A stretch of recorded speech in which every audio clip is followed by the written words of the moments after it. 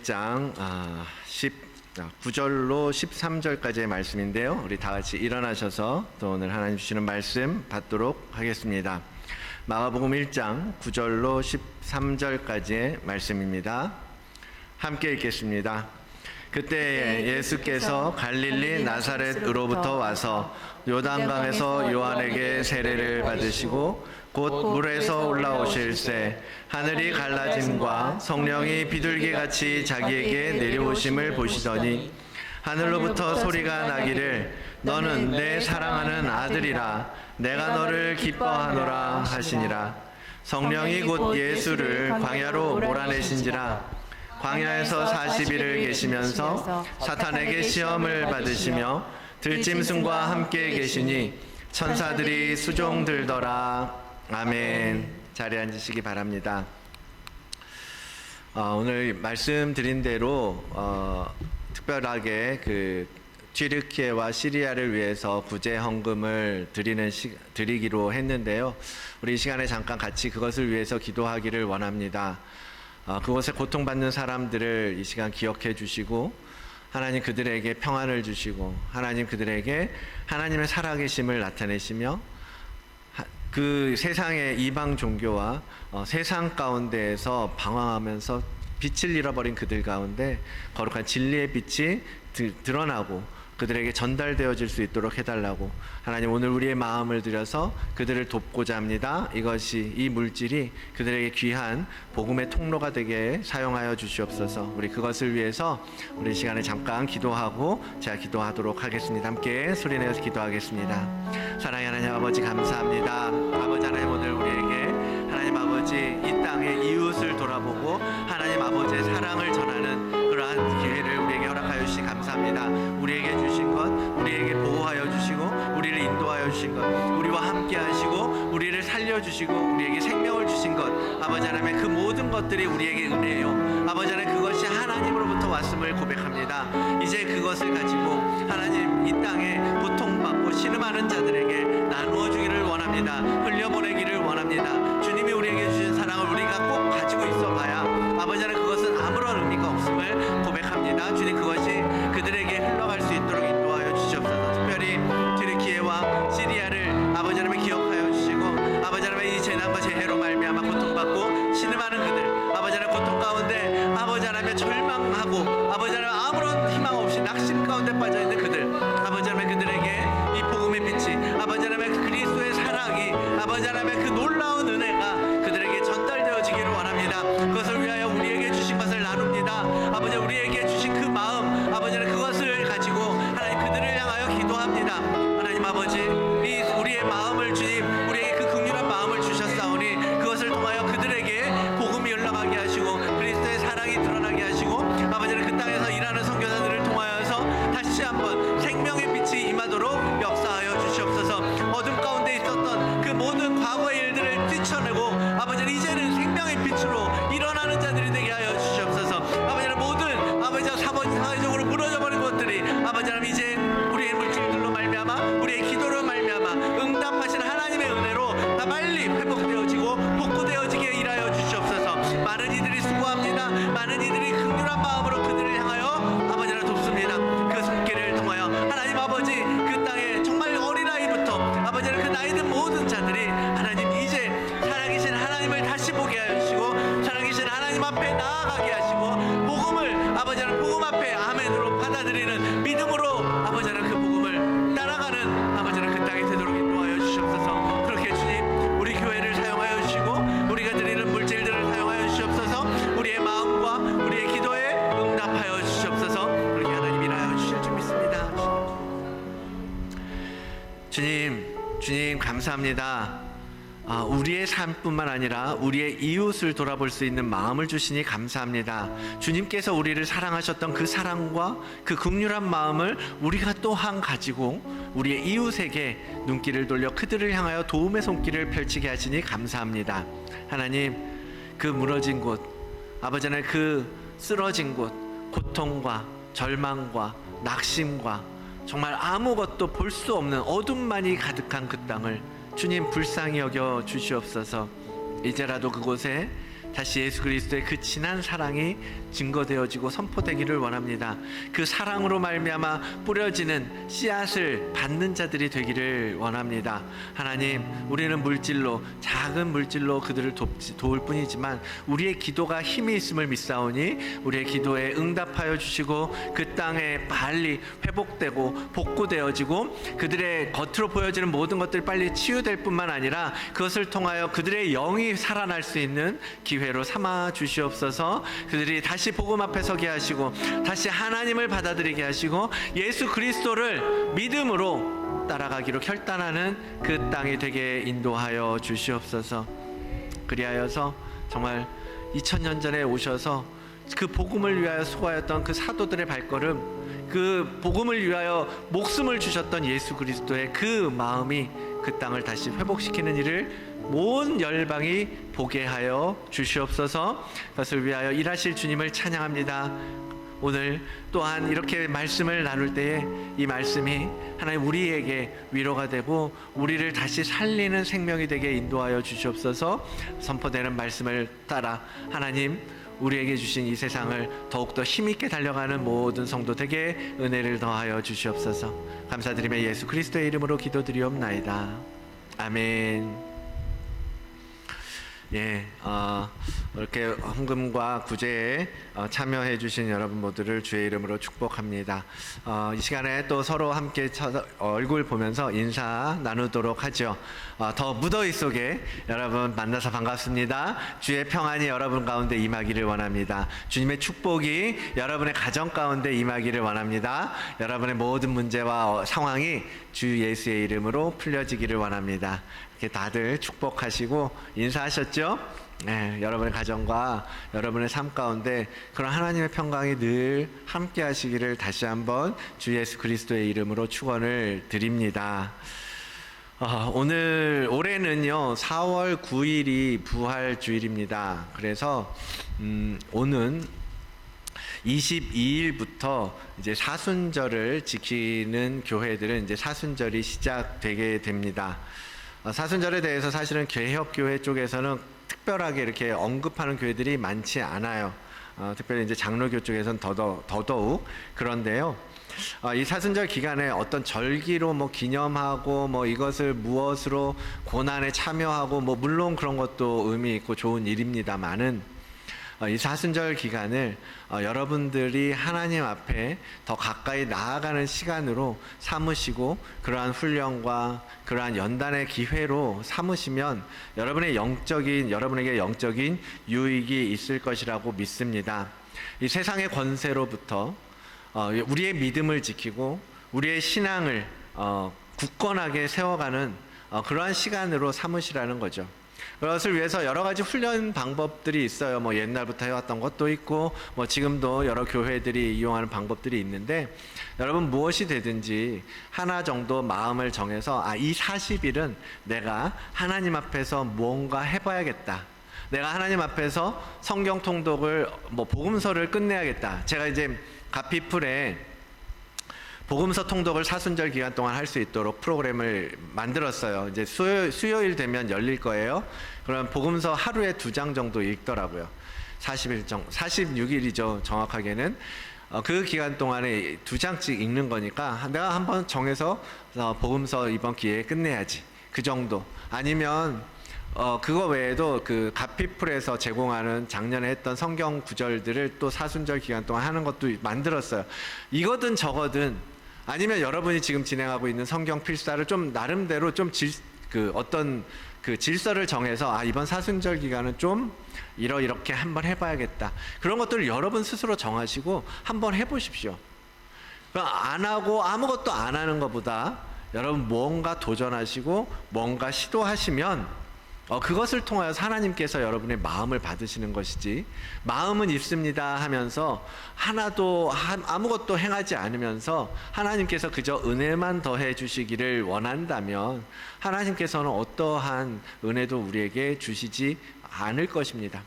우리가 그것을 위해서 우리의 것을 내어놓기 시작할 때 하나님은 일하시는 것이고 우리가 그것을 위해서 우리의 마음을 하나님 앞에 드리기로 결단했을 때 그것을 통해서 하나님께서 우리에게 새 영을 주시고 우리를 새롭게 하여 주시고 그렇게 우리를 인도하여 주실 것이라는 거예요.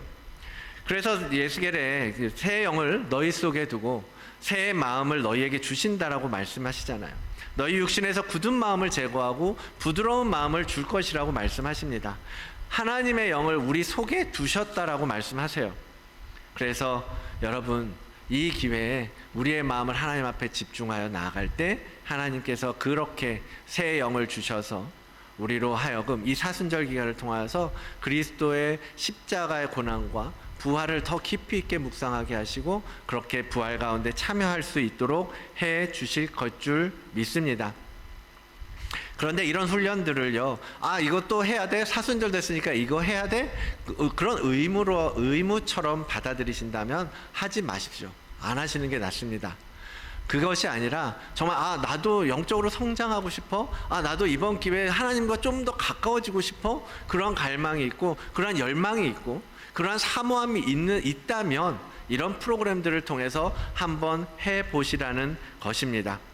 그것을 통해서 하나님께서 우리와 함께 하시고 여러분이 생각하지 못했던 은혜를 더해 주실 것이기 때문입니다.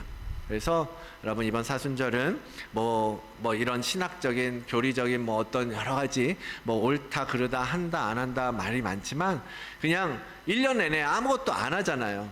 1년 내내 아무것도 안 하는 사람이 특별히 사순절이기 때문에, 특별히 성탄절이기 때문에, 대강절이기 때문에 무언가를 시도하고 그러면서 우리가 점점 성장해 가는 거거든요. 그러니까 그렇게 아시고 여러분 함께 하시기를 바랍니다. 사실은 사순절이라는 거 성경에 언급되어 있지 않아요. 그렇죠? 성경에서 사순절을 지켜라 그렇게 말씀하신 거 없습니다. 그래서 그렇지만 성경적인 근거를 가지고 초대교회 어른들, 우리의 영적인 아비들은 이 기간을 정해서 예수 그리스도의 죽으심과 부활을 기념할 뿐만 아니라 사실은 기념하는 것으로 끝나면은 큰 의미가 없어요. 우리는 이 주일을 통해서 이미 하나님의 예수 그리스도의 죽으심과 부활을 이 주일을 통해서 기념하고 기억하고 가고 있기 때문에 그냥 기념하는 정도라고 생각할 것이 아니라 거기서 더 나아가서 그 주님의 죽으심과 부활하심, 그분의 그 구속의 사역에 참여해서 주님께서 걸어가시는 길을 함께 걸어가기를 원했던 거예요. 우리의 그 오래된 초대 교부들, 교회의 교부들, 영적 아비들은 그렇게 해서 주님과 함께 하기를 원했기 때문에 사순절이라는 특별한 기간을 정해서 따라갔던 것이지, 그것이 어떤 의무고 지켜야 되는 것이었고 그랬기 때문에 했던 게 아닌 거죠.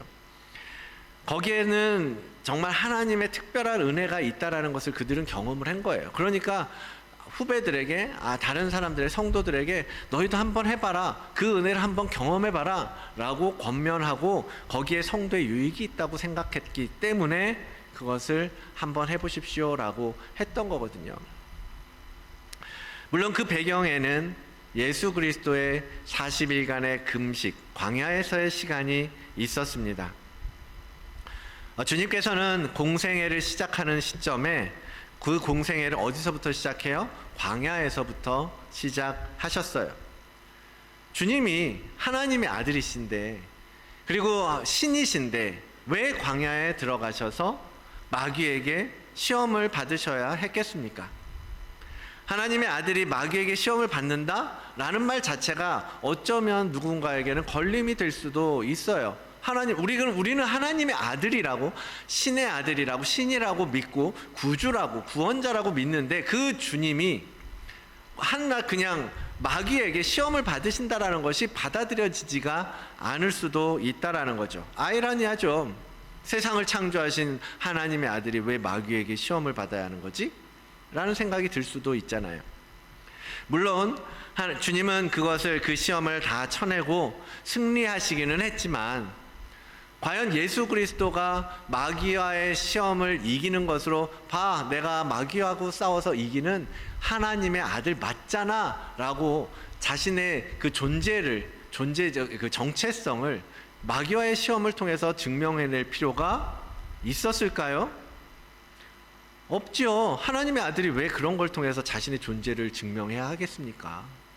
그렇지 않죠.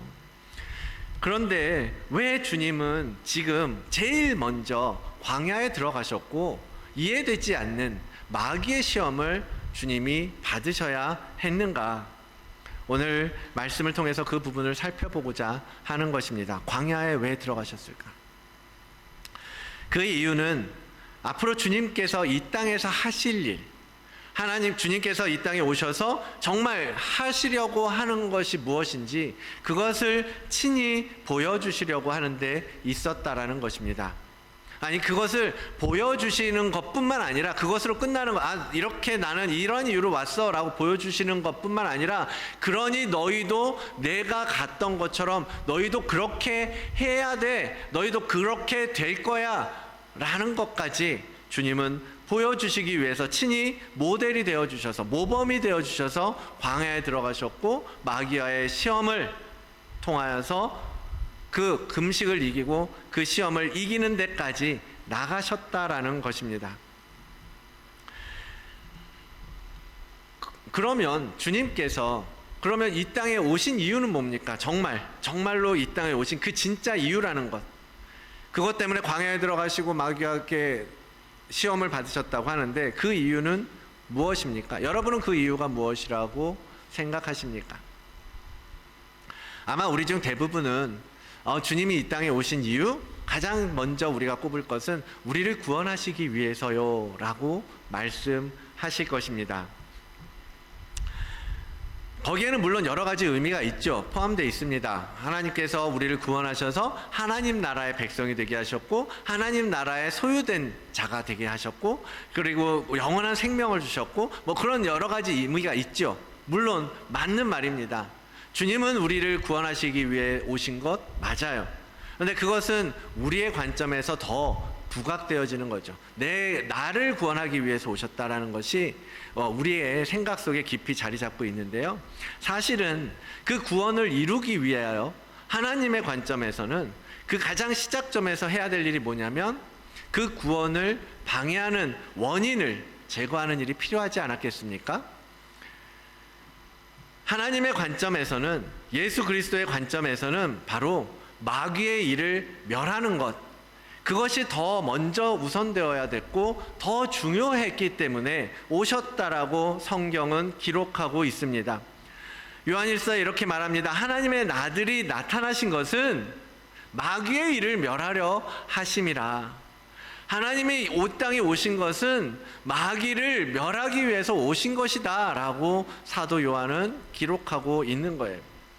여러분, 사탄 마귀는 우리 내면 깊은 곳에서 끊임없이 우리를 혼란케 하죠. 우리를 힘들게 합니다. 우리에게 시험을 줍니다. 우리를 조정하려고 합니다. 우리의 주인처럼 행세하려고 합니다.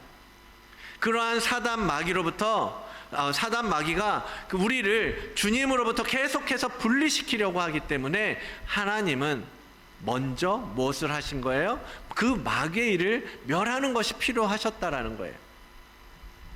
그래서 그것을 깨트리고 부수고 멸하시기 위해서 주님이 오셨다라고 기록하고 있는 것입니다. 그래야 이 마귀로부터의 모든 커넥션이 끊어지고 그 마귀를 멸하고 없애버리고 무너뜨려야 그곳에 하나님의 은혜가 임하고 예수 그리스도의 구속의 역사가 이루어지게 되는 것이고, 예수 그리스도의 사랑이 채워지는 것이고, 예수 그리스도의 형상이 회복되어질 수 있기 때문에 주님은 그것을 먼저 하셔야 했던 것입니다.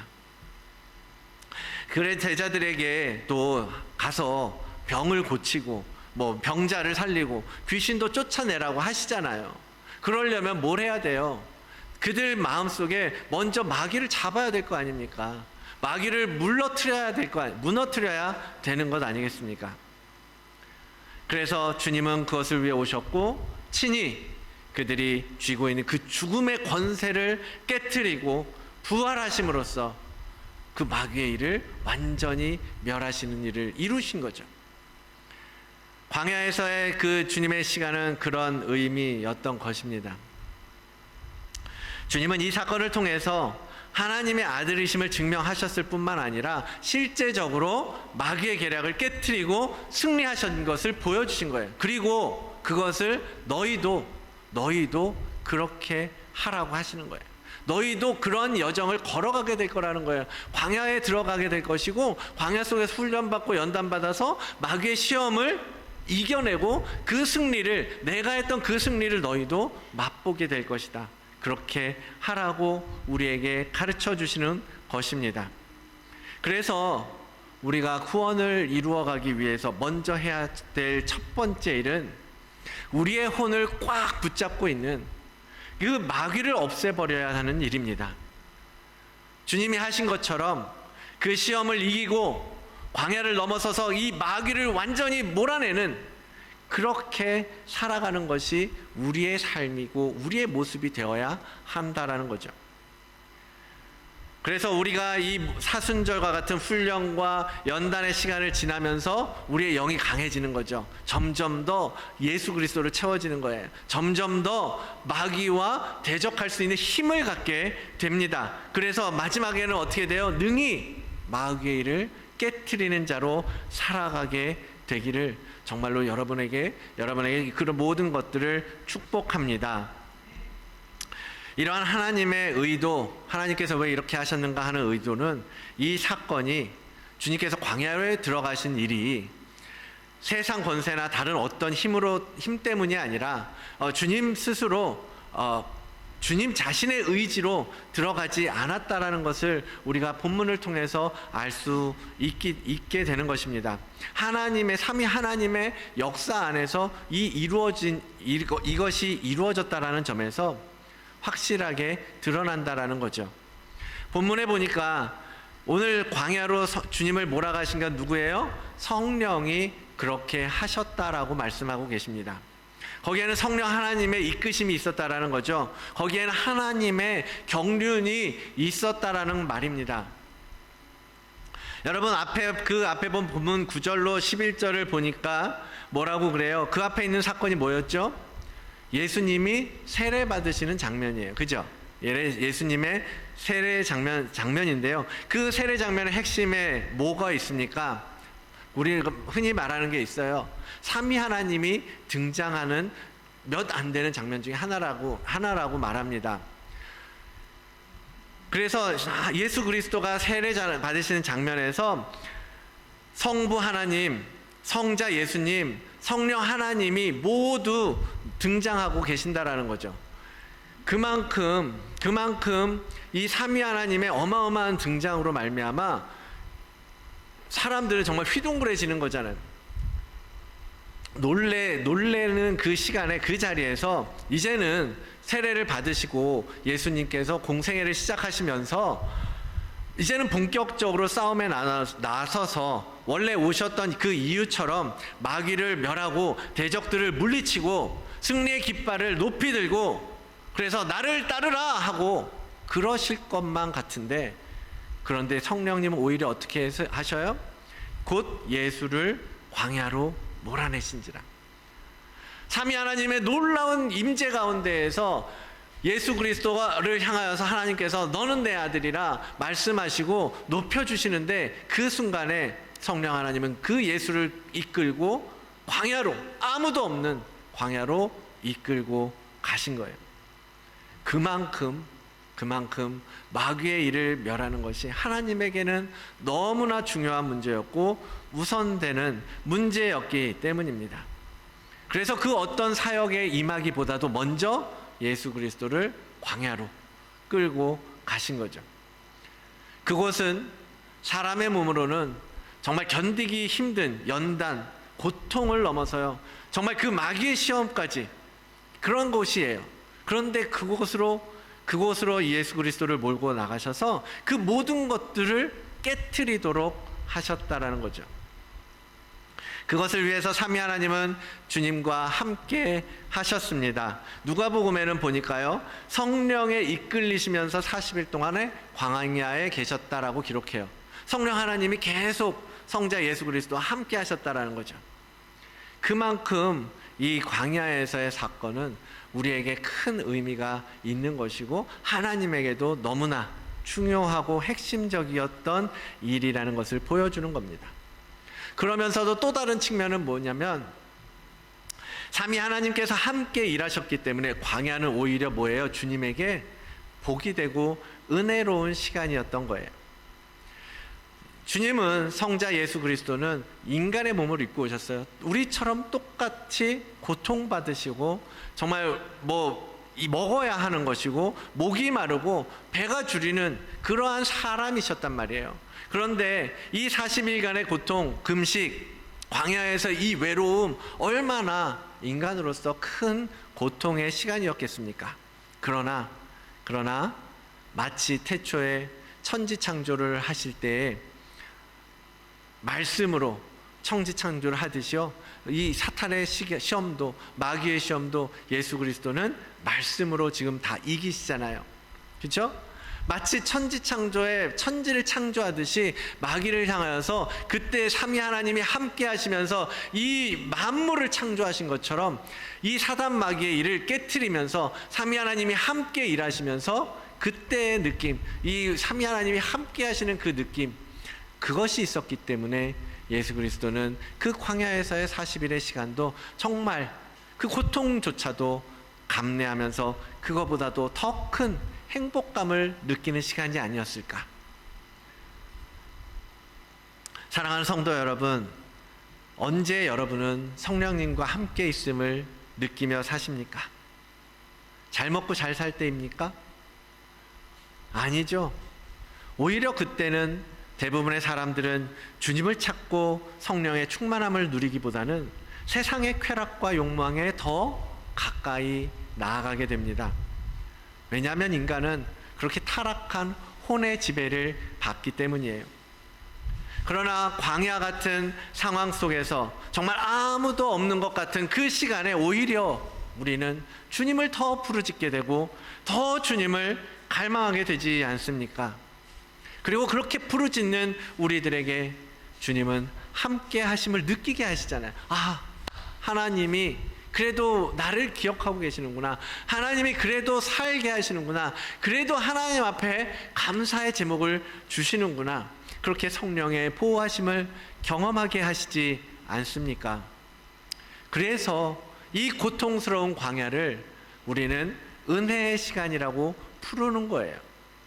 육신과 삶의 고통보다도 주님의 동행하심이 있기 때문에, 성령의 충만함을 느낄 수 있기 때문에 더 기쁘고 더 즐겁게 느껴지는 것 아니겠습니까?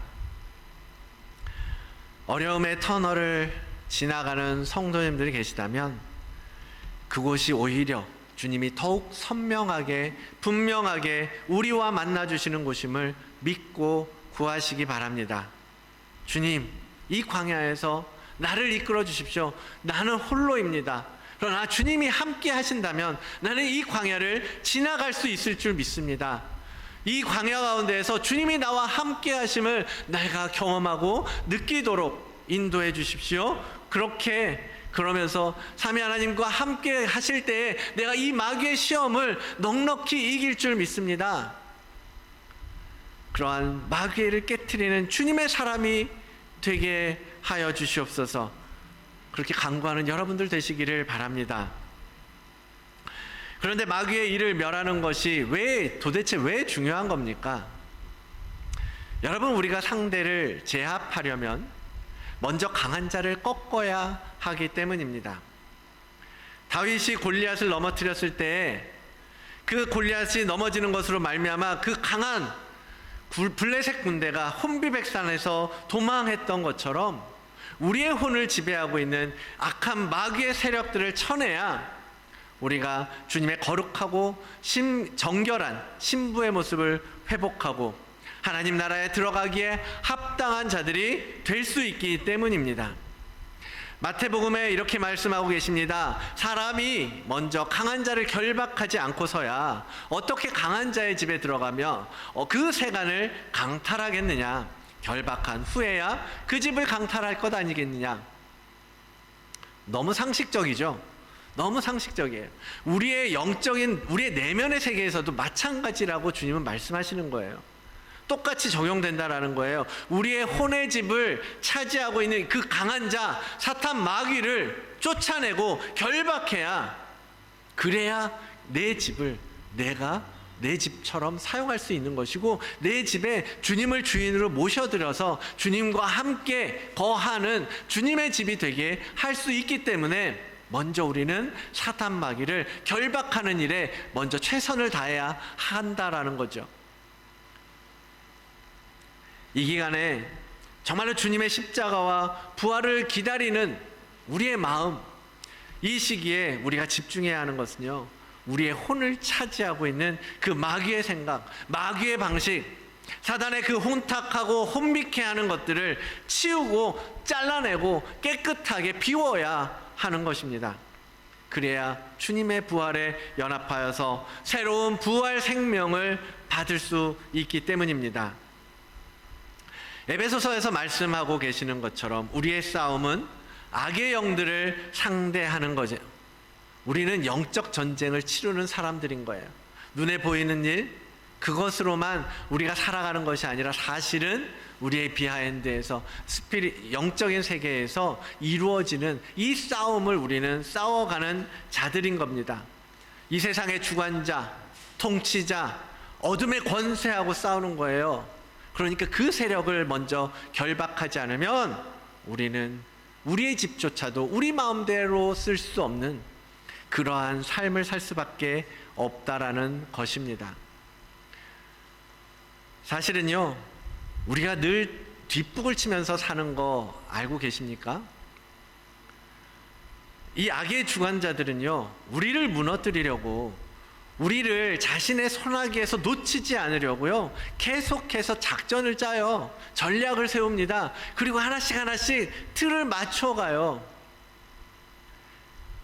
그런데 우리는 그들의 공격을 보지를 못하니까, 이게 영적인 세계에서 이루어지는 일이니까 뭐예요? 그냥 아무 무방비 상태로 있는 거예요.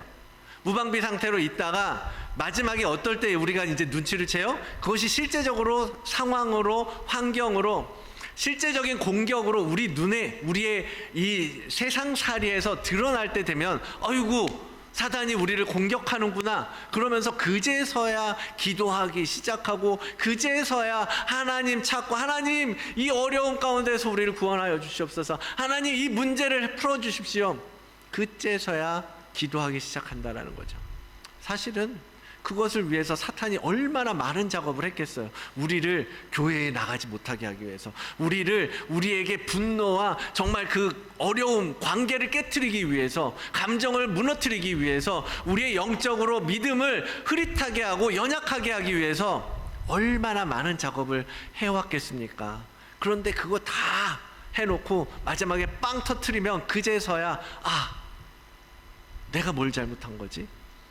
여러분, 우리가 이 영적인 전쟁에 임할 때에 이미 사단은 그것을 위해서 수많은 작업들을 하고 있다는 것을 인식하시고, 그 이전부터 우리는 매일매일 우리의 삶을 그래서 지켜나가기 위해서 준비하고 방비해야 한다는 것이에요. 그것을 준비하기 위해서 결국 우리는 이 광야 같은 시기, 우리 인생은 광야를 지나가는 세상이라고 하죠. 인생이라고 말하잖아요. 그 광야 가운데에서 얼마나 많은 공격과 얼마나 많은 사단의 전략들이, 시험이 우리에게 있는데, 그것을 매일매일 광야 가운데에서 그것을 준비하지 않으면 우리는 이 시험을 이겨내기가 너무너무 힘들어진다라는 거예요. 왜? 이미 우리는요, 이것이 실제적인 상황이 되어버린 다음에는요, 이미 데미지를 얻은 거예요. 감정적으로 상합니다. 관계가 이미 깨지기 시작합니다. 분노가 올라오기 시작합니다. 이제는 믿음을 지키지를 못하겠습니다. 두려움이 밀려옵니다. 염려가 들어옵니다. 근심 걱정이 우리를 사로잡습니다. 도대체 벌어지지도 않을 일을 걱정하기 시작합니다. 이미 데미지를 입기 시작한다라는 거예요.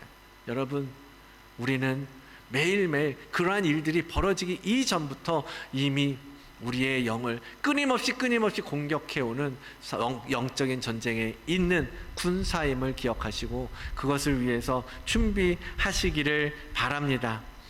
그래야 이길 수 있는 거예요. 그래야 예수 그리스도께서 이기신 그 시험을 우리도 똑같이 이길 수 있는 것입니다.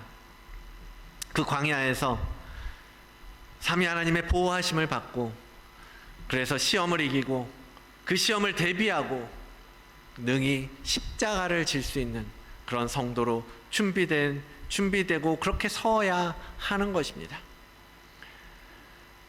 그것이 바로 이 사순절 광야의 시간이라는 거예요.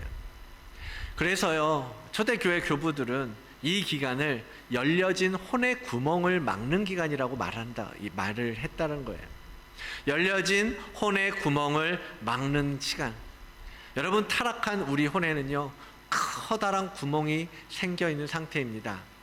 그 구멍을 통해서요, 사단 마귀가요, 우리의 대적들이요, 끊임없이 그 구멍으로 들락날락 하면서 우리 안에 주어진 하늘의 유산을 빼가고요, 어쩌다 우리가 하나님의 은혜를 은혜 받았어, 너무 좋아, 그거 다 빼가버리고요, 그런다라는 거예요. 그래서 그것을 막기 위해서 이 영적인 아비들은 여러 가지 툴을 사용한 겁니다. 금식도 하고, 은둔하기도 하고, 선행이라는 방법을 쓰기도 하고, 매일매일 회개의 자리로 들어가기도 하고, 그런 방법들을 통해서 우리가 해야 되는 건 뭐예요? 그 혼의 구멍을 막는 일을 해야 된다라는 거예요. 저는 그 창세기에 가인에게 하신 하나님의 말씀을 한 번씩 되새기면서 기억하면서 살려고 하는데요. 여러분, 가인이 아벨을 죽이고 싶어 할 때 하나님께서 그에게 경고하는 말씀, 여러분도 기억하고 계시죠? 뭐라고 말씀하십니까? 창세기 4장 7절 함께 읽어볼까요? 내가 선을 행하면 어찌 낯을 들지 못하겠느냐? 선을 행하지 아니하면 죄가 문에 엎드려 있느니라. 죄가 너를 원하나 너는 죄를 다스릴지니라. 아멘. 가인이 범죄하는 마음을 갖고 있을 때 하나님은 그에게 경고하세요. 야, 죄가 너의 열린 구멍으로 들어가려고 그래. 너를 그 죄 가운데로, 타락한 가운데로 끌어가려고 지금 문 앞에서 엎드려 있어. 너 결코 그것을 열어줘서는 안 돼. 근데 가인은 어떻게 했어요? 끝내는 아벨을 죽이고 말았습니다. 여러분, 혼의 구멍, 열려진 구멍을 막지 않으면요, 우리도 언제든지 시험에 빠질 수 있고, 언제든지 타락할 수 있고, 언제든지 무너질 수 있다라는 것입니다.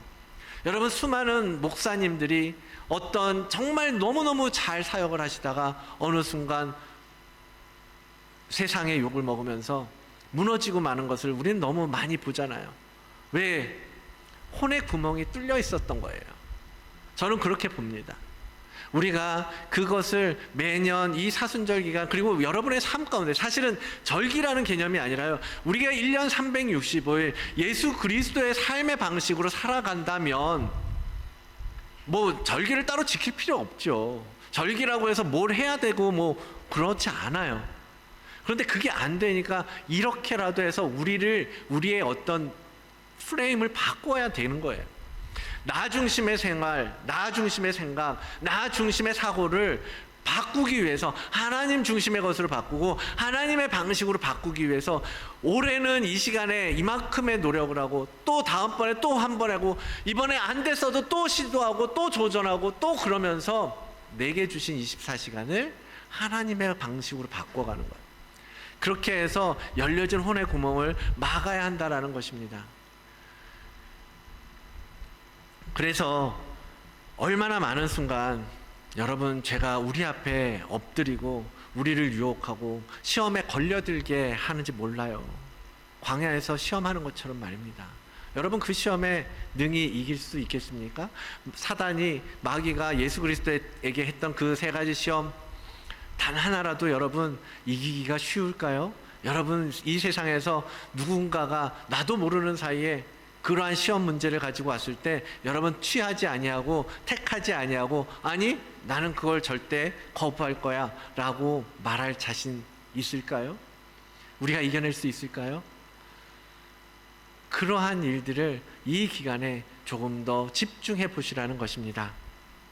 그런데 오히려 우리는 그 구멍을 열어주면서 살고 있지는 않습니까? 그 마음밭에 뿌려진 씨앗의 비유 기억하시죠? 말씀이 씨앗에 우리 마음밭에 뿌려졌어요. 그런데 그것을 어떻게 됩니까? 새들이 와서 쪼아갑니다. 다 먹어버립니다. 가시덤불이 덮어버립니다. 뿌리를 내리지 못합니다. 이 열린 구멍으로요, 사단이 와서 그걸 다 빼가는 거예요. 이렇게 은혜 받고 하나님 앞에 예배하고, 오늘도 하나님을 예배하고 찬양하고 너무 좋아. 그리고 나가면서 주차장에서 왜 싸워요? 다 빼앗겨 버리는 거예요. 그 열린 구멍을 통해서 다. 여러분, 이제는 그러한 것들을 반복해서 살면 되겠습니까? 그러한 것들을 이 시간에 여러분 훈련되고 연단받고, 그래서 정말 이제는 다른 삶을, 다른 방식의 삶을 여러분 살아가게 되시기를 원합니다. 히브리서 12장에 이렇게 말씀하십니다. 우리 함께 한 목소리 읽어볼까요? 그들은 잠시 자기의 뜻대로 우리를 징계하였거니와 오직 하나님은 우리의 유익을 위하여 그의 거룩하심에 참여하게 하시느니라. 무릇 징계가 당시에는 즐거워 보이지 않고 슬퍼 보이나 후에 그로 말미암아 연단받은 자들은 의와 평강의 열매를 맺느니라. 아멘. 이 연단을 통하여서요, 우리는 의와 평강의 열매를 맺어가게 될 것입니다. 우리의 타락한 혼으로 말미암아 지금 이러한 징계, 이러한 연단과 훈련이 주어질 때요, 즐겁지가 않아요. 불편하고 힘든 것 같고요, 못할 것 같고, 왜 이런 걸 해야 되냐고 물어보고, 그렇지만 그러한 즐거워 보이지 않지만 여러분, 우리는 이 연단과 훈련을 통하여서 결국 어디로 가요? 의와 평강의 열매를 맺는 자리로 나아가게 될 거라는 거예요. 하나님께서 우리를 그렇게 인도해 가실 것이라는 말씀을 하고 계시는 것입니다. 우리는 연단 없이는 변하지 않잖아요. 정말 큰 일 아니면요, 뭐 담배 끊고 술 끊고 뭐 하고 뭐 도박 끊고 안 되잖아요. 안 되잖아요. 우리는 그러나 하나님 안에서 영적으로 봤을 때 영적인 연단과 시련과 고난과 고통을 통해서, 이 광야의 시간을 통해서 우리는 그것을 하게 될 거라는 겁니다. 이제는 바뀌어지게 될 거라는 거예요. 우리의 삶을 바꾸게 될 것입니다. 이 사순절은 그러한 시간인 겁니다. 세상을 향해서 열려진 구멍은 막고 거룩한 그리스도의 성품을 향해서 문을 열어드리는 시간. 그래서 우리로 하여금 광야로 들어가게 하시는 거예요. 성령 하나님이 우리를 광야 가운데로 때때로 이끌어 가신다라는 겁니다. 몰고 가신다라는 거예요. 그러나 거기서 우리를 홀로 두는 것이 아니라 우리와 함께 하시면서 그 시험을 이겨나갈 수 있도록, 그 광야의 연단을 오롯이 견뎌낼 수 있도록 도와주시지 않습니까? 사랑하는 성도 여러분, 성장하기를 원하십니까? 광야에 들어가는 것을 두려워하지 마십시오. 그리고 시험을 이겨내십시오. 우리 안에 마귀의 일을, 우리 안에 자리 잡고 있고 또아리 틀고 있는 그 마귀의 일을 이제는 파해 버려야 합니다. 무너뜨려야 합니다. 결박해야 합니다. 그리고 여러분의 집을 여러분의 것으로 되찾으시기 바랍니다. 그리고 그곳에 주님을 초청하세요. 주님과 함께 하시자고. 주님의 전을 만드시는 거예요. 주님이 거하실 성전을 만들고 그분의 처소를 만들어가는 겁니다. 그것이 우리의 영적인 여정이 되는 거예요. 예수님이 그러하셨던 것처럼 승리로 광야에서 나오는 여러분들이 되시기를 주의 이름으로 축원을 드립니다.